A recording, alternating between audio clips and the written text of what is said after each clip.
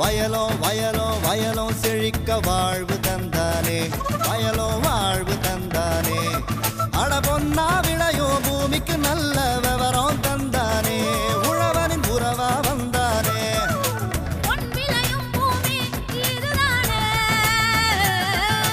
வயலோ வயலோ வயலோ செழிக்க வாழ்வு தந்தானே, வயலோ வாழ்வு தந்தானே. அட பொன்னா விளையோ பூமிக்கு நல்ல விவரம் தந்தானே, உழவனின் உறவா வந்தானே. தந்தன தந்தன தன தந்தானே, மண்வள பொங்கிட துணை வந்தானே. தந்தன தந்தன தன தந்தானே, மண்வள பொங்கிட துணை வந்தானே. விரிவான செய்திகள். மாத்தி யோசிச்சேங்க. கறவை மாடுகள் பராமரிப்பில் வெற்றி கண்ட விவசாயி என் துரை. இவர் திருவண்ணாமலை மாவட்டம் அடி அண்ணாமலை பகுதியைச் சேர்ந்தவராவார். இவர் வேளாண்மையோடு உபத்தொழிலாக கால்நடை வளர்ப்பில் 10 கறவை மாடுகளை கொண்டு பால் பண்ணையை துவக்கி கறவை மாடு தீவனங்களான கோ3, அகத்தி, வேலி மசால் ஆகியவற்றை தனது நிலத்திலேயே பயிரிட்டும் கறவை மாடுகளுக்கான பராமரிப்பு தொழில்நுட்பங்களை திருவண்ணாமலை கால்நடை பல்கலைக்கழக பயிற்சி மற்றும் ஆராய்ச்சி மைய வழிகாட்டுதலின் பேரில் தற்சமயம் 40 மாடுகளை கொண்டு பால் உற்பத்தி செய்தும் தானே விற்பனை செய்தும் தனது பொருளாதாரத்தினை உயர்த்தி கொண்ட இவரின் அனுபவங்களை நம்மிடம் பகிர்ந்து கொண்ட போது,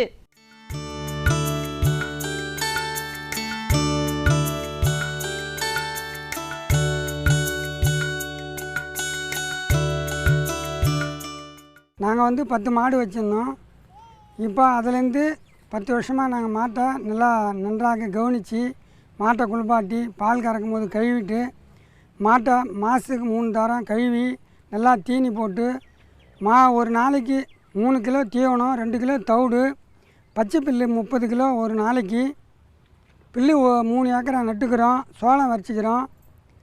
நாங்கள் நன்றாக கவனிக்கிறோம். 30 நாளைக்கு ஒரு முறை, 23 நாளைக்கு ஒரு தரம் மாடு பயிருக்கு வரும். கன்று போட்ட 30ஆம் நாளே மாடு பயிருக்கு வரும். நன்றாக சென ஊசி போட்டு எங்கள் பையன் 12வது படிச்சுக்கிறான். ஊசி போடுறதுக்கெலாம் ட்ரைனிங்கு போனான், புதுக்கோட்டைக்கு போனான். நாங்கள் அப்பால் யாரையும் எதிர்பார்க்காம, கவர்மெண்ட்டை எதிர்பார்க்காம சொந்த காலில் நின்று நாங்களே இது பராமரிப்பு பண்ணுறோம். கவர்மெண்ட் எங்களுக்கு இது கொடுத்துக்குது, மிஷினு, பில்லு வெட்ட மிஷினு, பில்லு கட் பண்ண மிஷினு, எங்களுக்கு பில்லு லோனு இப்போ நிறையா கவர்மெண்ட்டு சலுகை கொடுக்குது. வந்துக்கிற கலெக்டர் எங்களுக்கு பராமரிப்பு பண்ணுறாரு. வந்துக்கிற டாக்டருங்கெல்லாம் பராமரிப்பு நல்லா எங்களுக்கு கொடுக்குறாங்க, ஊக்கம் கொடுக்குறாங்க. யாரையும் எதிர்பார்க்காம சொந்த தொழில் நாங்களே பால் விற்கிறோம். எங்கள் வீட்டிலையே பால் வந்து வாங்குகிறாங்க. நாங்கள் யாரையும் எதிர்பார்க்காம சொந்த தொழில் செய்கிறோம். இன்றைக்கி 40 மாடு வளர்த்து வச்சுக்கிறோம். நாங்கள் 2 பேர் 3 பேர் வேலை செய்கிறோம். அது இல்லாமல் கூலி ஆள் 2 பேர் போட்டு வேலை செய்கிறோம்.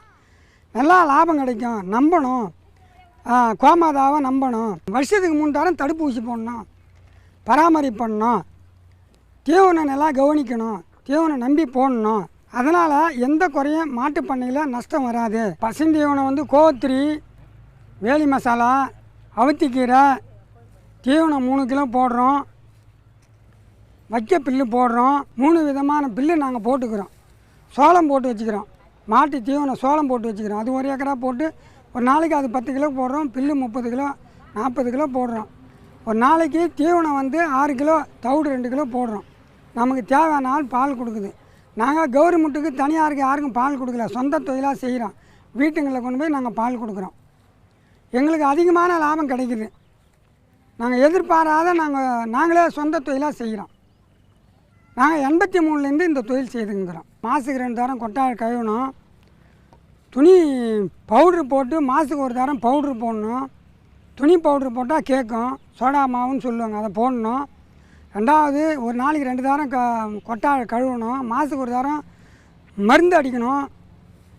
ஃபேரில் கூட அடிக்கலாம், தப்பு கிடையாது. 2வது மாட்டுக்கு பால் கறக்கும்போது காலையில் 4 மணிக்கு சாயந்தரம் 4 மணிக்கு கறப்போம். மடி கிருமிகள் வராமல் மடி கழுவிட்டு பால் கறக்கணும். அப்போ தான் ஜனங்களுக்கு கொடுத்தா நோய் வராது, பால் கெடாமல் இருக்கும். அது பண்ணிக்கின்னு இருக்கிறோம். 2வது மாட்டுக்கு நோய் கோமாரிக்கு 2 தரம் போடணும். அடப்பானுக்கு 1 தரம் ஊசி போடணும். வருஷத்தில் 3 தரம் ஊசி போடணும். அப்படி போடலன்னா கட்டாயமாக மாட்டுக்கு நோய் தாக்கும். அதனால் நம்ம போடாத விட்டு கவர்மெண்ட்டை நம்ம குறை சொல்கிறதுல பரம் கிடையாது. நம்மளே தான் போடணும். அதை நம்ம தான் அதை வந்து நம்ம பொருளை நம்மளாம் அதை கவனிக்கணும். கன்றுக்குட்டி வளர்ப்பு மாதம் 1 மாதத்துக்கு ஒரு தரம் குடல் புழுவுக்கு பூச்சி மருந்து போடணும். 1 மாதம் போட்ட பிற்பாடு 3 மாதத்துக்கு ஒரு தரம் பூச்சி மருந்து போடணும். அப்போ தான் கன்றுக்குட்டி நல்லா வளரும், இல்லைன்னா வளராது. மாட்டுங்க செனப்பிடிக்கலாம் கூட அந்த மாதிரி வந்து பூச்சி மருந்து போடணும். குடல் புண்ணுக்கு குடலில் பூச்சி இருந்தால் செனை கூட நிற்காது. இதே மாதிரி மாட்டுங்களை நிர்வாகம் பார்த்தா வாழ்க்கையில் நம்ம முன்னுக்கு ஏறலாம், அடுத்தவங்களை எதிர்பார்க்காம நம்ம வளரலாம். விவசாயி என் துரை அவர்களை 0999426918 என்ற கைபேசி எண்ணில் தொடர்பு கொள்ளலாம். இனி வருவது ஆலோசனை நேரம்.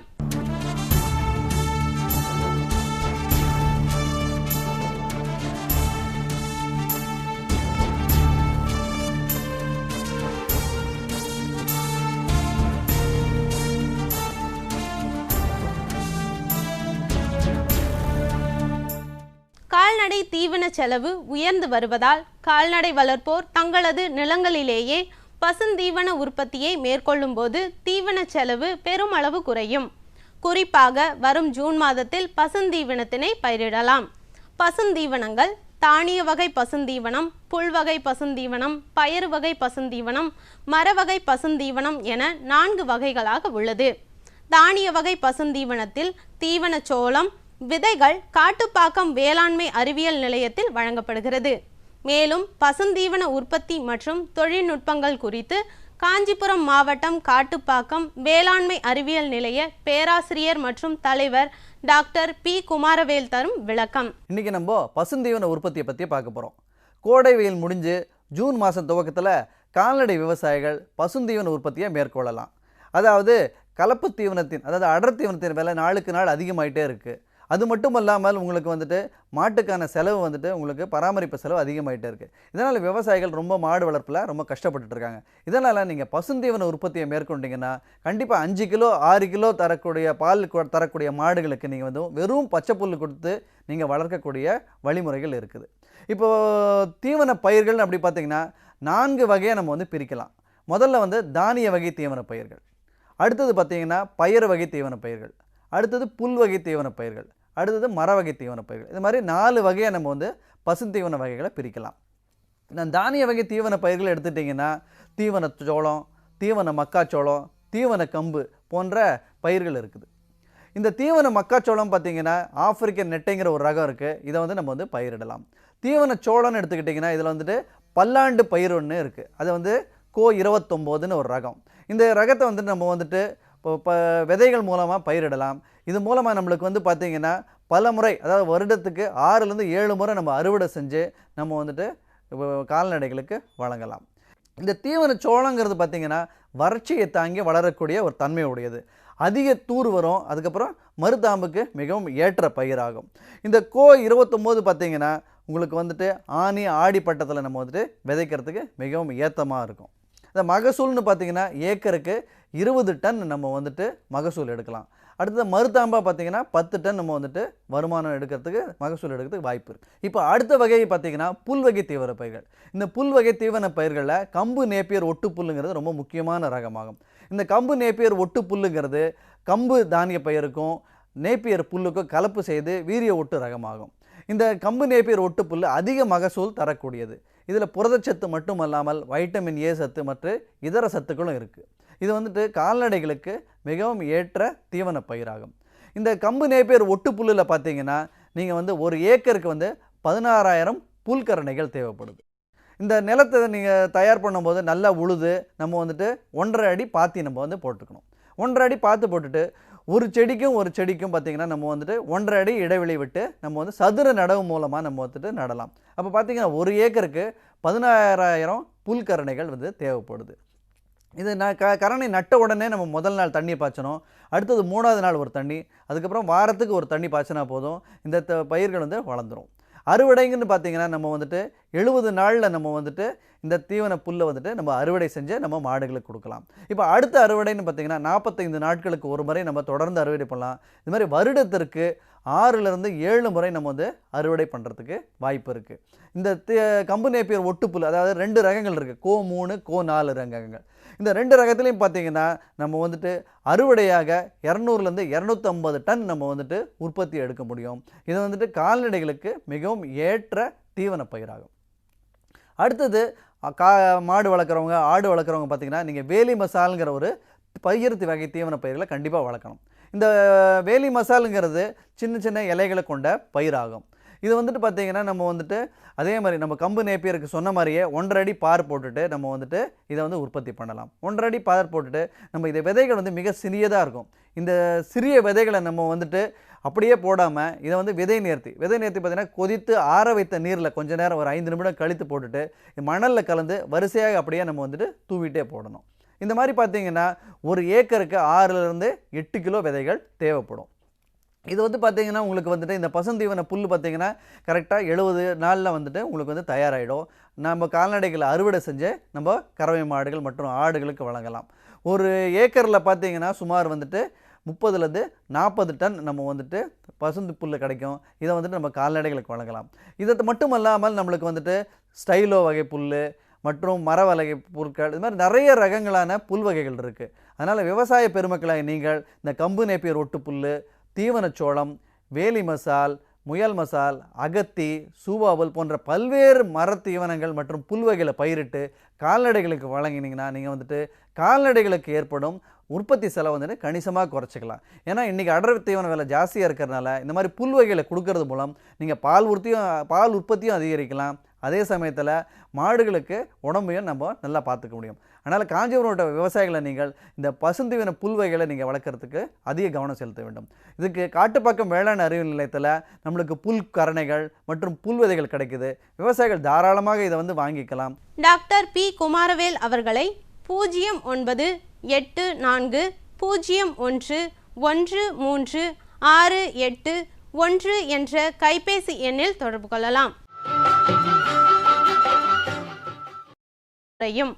குறிப்பாக வரும் ஜூன் மாதத்தில் பசுந்தீவனத்தினை பயிரிடலாம்.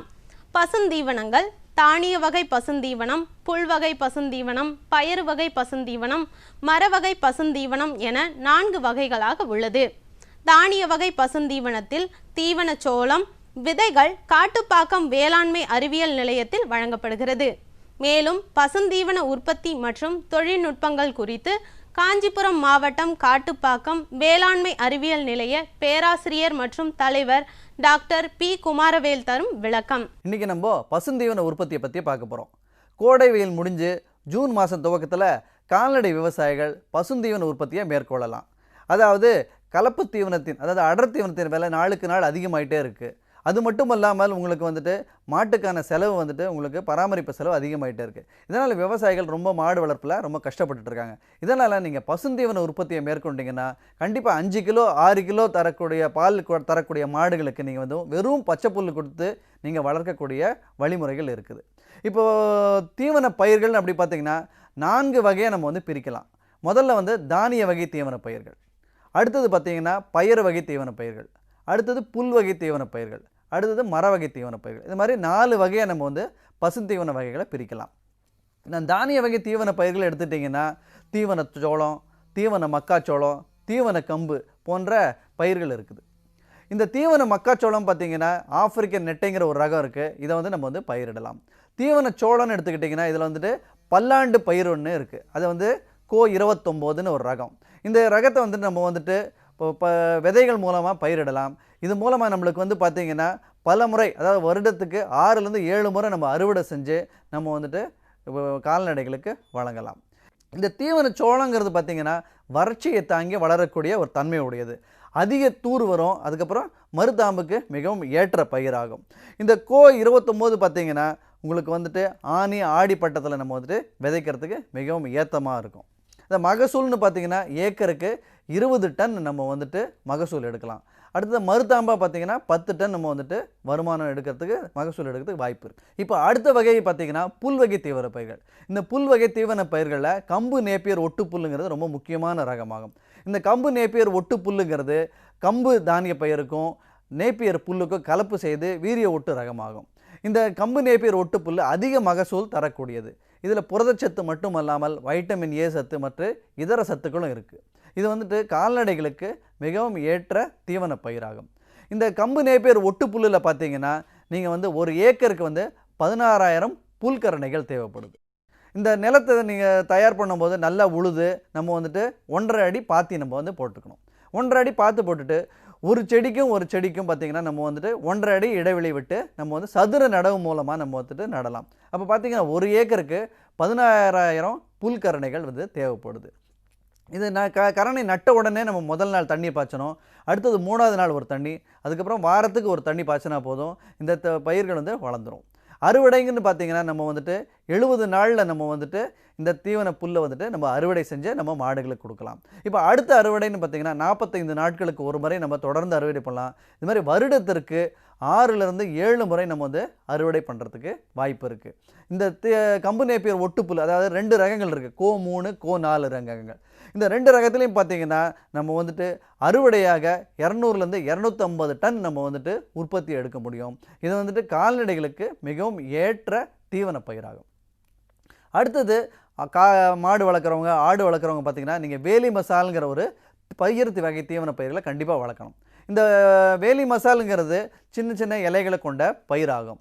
இது வந்துட்டு பார்த்திங்கன்னா நம்ம வந்துட்டு அதே மாதிரி நம்ம கம்பு நேப்பியருக்கு சொன்ன மாதிரியே 1.5 அடி பார் போட்டுட்டு நம்ம வந்துட்டு இதை வந்து உற்பத்தி பண்ணலாம். 1.5 அடி பார் போட்டுட்டு நம்ம இதை விதைகள் வந்து மிக சிறியதாக இருக்கும். இந்த சிறிய விதைகளை நம்ம வந்துட்டு அப்படியே போடாமல் இதை வந்து விதை நேர்த்தி பார்த்திங்கன்னா கொதித்து ஆற வைத்த நீரில் கொஞ்சம் நேரம் ஒரு 5 நிமிடம் கழித்து போட்டுட்டு மணலில் கலந்து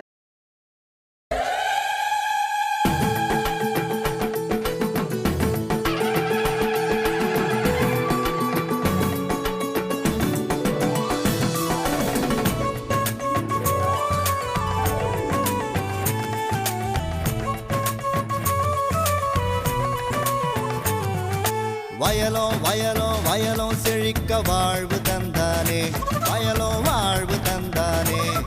அட பொன்னா விளையோ பூமிக்கு நல்ல விவரம் தந்தானே, உழவனின் உறவா வந்தானே.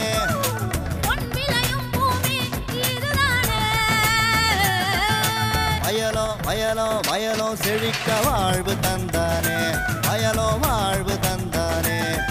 அட பொன்னா விளையோ பூமிக்கு நல்ல விவரம் தந்தானே, உழவனின் உறவா வந்தானே. தந்தன தந்தன தன தந்தானே, மண்ணள பொங்கிட துணை வந்தானே. தந்தன தந்தன தன தந்தானே, மண்ணள பொங்கிட துணை வந்தானே. விரிவான செய்திகள் மாத்தி யோசிச்சேங்க. கறவை மாடுகள் பராமரிப்பில் வெற்றி கண்ட விவசாயி என் துரை. இவர் திருவண்ணாமலை மாவட்டம் அடி அண்ணாமலை பகுதியைச் சேர்ந்தவராவார். இவர் வேளாண்மையோடு உபத்தொழிலாக கால்நடை வளர்ப்பில் 10 கறவை மாடுகளை கொண்டு பால் பண்ணையை துவக்கி கறவை மாடு தீவனங்களான கோ 3, அகத்தி, வேலி மசால் ஆகியவற்றை தனது நிலத்திலேயே பயிரிட்டும் கறவை மாடுகளுக்கான பராமரிப்பு தொழில்நுட்பங்களை திருவண்ணாமலை கால்நடை பல்கலைக்கழக பயிற்சி மற்றும் ஆராய்ச்சி மைய வழிகாட்டுதலின் பேரில் தற்சமயம் 40 மாடுகளை கொண்டு பால் உற்பத்தி செய்தும் தானே விற்பனை செய்தும் தனது பொருளாதாரத்தினை உயர்த்தி கொண்ட இவரின் அனுபவங்களை நம்மிடம் பகிர்ந்து கொண்ட போது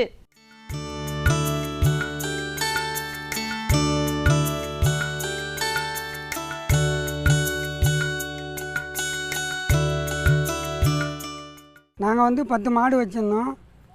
இப்போ அதுலேருந்து 10 வருஷமாக நாங்கள் மாட்டை நன்றாக கவனித்து மாட்டை குளிப்பாராத நாங்களே சொந்த தொழிலாக செய்கிறோம். நாங்கள் 83லேருந்து இந்த தொழில் செய்துங்கிறோம். மாதத்துக்கு 2 தரம் கொட்டாய் கழுவணும், துணி பவுட்ரு போட்டு மாதத்துக்கு 1 தரம் பவுட்ரு போடணும். துணி பவுட்ரு போட்டால் கேட்கும், சோடா மாவுன்னு சொல்லுவாங்க, அதை போடணும். 2வது ஒரு நாளைக்கு 2 தரம் கொட்டாய் கழுவணும். மாதத்துக்கு 1 தரம் மருந்து அடிக்கணும். ஃபேரில் கூட அடிக்கலாம், தப்பு கிடையாது. 2வது மாட்டுக்கு பால் கறக்கும்போது காலையில் 4 மணிக்கு சாயந்தரம் 4 மணிக்கு கறப்போம். மடி கிருமிகள் வராமல் மடி கழுவிட்டு பால் கறக்கணும். அப்போ தான் ஜனங்களுக்கு கொடுத்தா நோய் வராது, பால் கெடாமல் இருக்கும். அது பண்ணிக்கின்னு இருக்கிறோம். 2வது வந்து மாட்டுக்கு நோய் கோமாரிக்கு வந்து 2 தாரம் போடணும். அடப்பானுக்கு 1 தாரம் ஊசி போடணும். வருஷத்தில் 3 தாரம் ஊசி போடணும். அப்படி போடலன்னா கட்டாயமாக மாட்டுக்கு வந்து நோய் தாக்கும். அதனால் நம்ம போடாத விட்டு கவர்மெண்ட்டை வந்து நம்ம குறை சொல்கிறதுல பரம் கிடையாது. நம்மளே தான் போடணும். அதை நம்ம தான் அதை வந்து நம்ம பொருளை நம்மளாம் அதை கவனிக்கணும். கன்றுக்குட்டி வளர்ப்பு மாதம் 1 மாதத்துக்கு ஒரு தரம் குடல் புழுவுக்கு பூச்சி மருந்து போடணும். 1 மாதம் போட்ட பிற்பாடு 3 மாதத்துக்கு ஒரு தரம் பூச்சி மருந்து போடணும். அப்போ தான் கன்றுக்குட்டி நல்லா வளரும், இல்லைன்னா வளராது. மாட்டுக்கு செனம் பிடிக்கலாம் கூட அந்த மாதிரி வந்து பூச்சி மருந்து போடணும். குடல் புண்ணுக்கு குடலில் பூச்சி இருந்தால் செனை கூட நிற்காது. இதே மாதிரி மாட்டுங்களை நிர்வாகம் பார்த்தா வாழ்க்கையில் நம்ம முன்னோக்கி ஏறலாம், அடுத்தவங்களை எதிர்பார்க்காம நம்ம வளரலாம். விவசாயி என் துரை அவர்களை 0999426918 என்ற கைபேசி எண்ணில் தொடர்பு கொள்ளலாம். இனி வருவது ஆலோசனை நேரம்.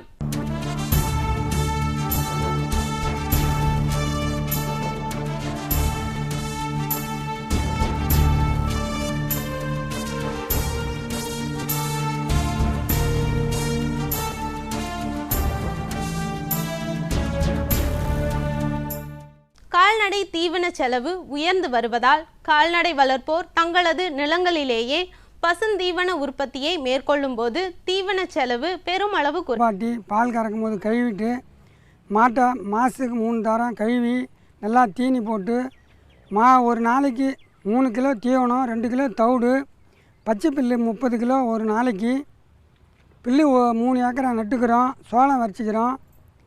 நாங்கள் நன்றாக கவனிக்கிறோம். 30 நாளைக்கு ஒரு முறை, 23 நாளைக்கு ஒரு தரம் மாடு பயிருக்கு வரும். கன்று போட்ட 30ஆம் நாளே மாடு பயிருக்கு வரும்.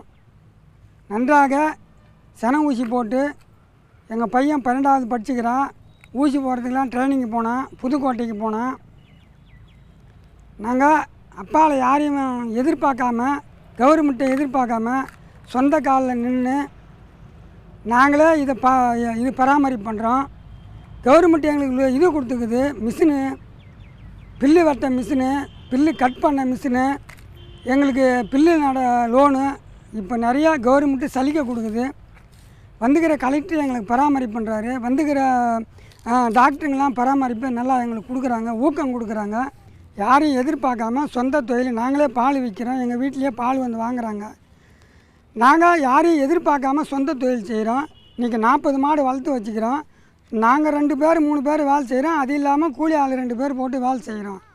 நல்லா லாபம் கிடைக்கும். நம்பணும், கோமாதாவை நம்பணும். வருஷத்துக்கு 3 தரம் தடுப்பூசி போடணும், பராமரிப்பு பண்ணணும், தீவனம் நல்லா கவனிக்கணும், தீவனம் நம்பி போடணும். அதனால் எந்த குறையும் மாட்டு பண்ணையில் நஷ்டம் வராது. பசுந்தீவனம் வந்து கோத்திரி, வேலி மசாலா, அவுத்திக்கீரை, தீவனம் 3 கிலோ போடுறோம், வைக்க பில்லு போடுறோம். 3 விதமான பில்லு நாங்கள் போட்டுக்கிறோம்.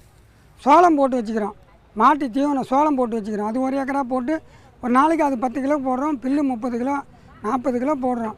ஒரு நாளைக்கு தீவனம் வந்து 6 கிலோ, தவிடு 2 கிலோ போடுறோம்.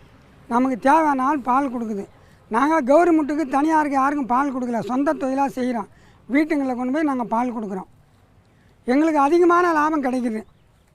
நாங்கள்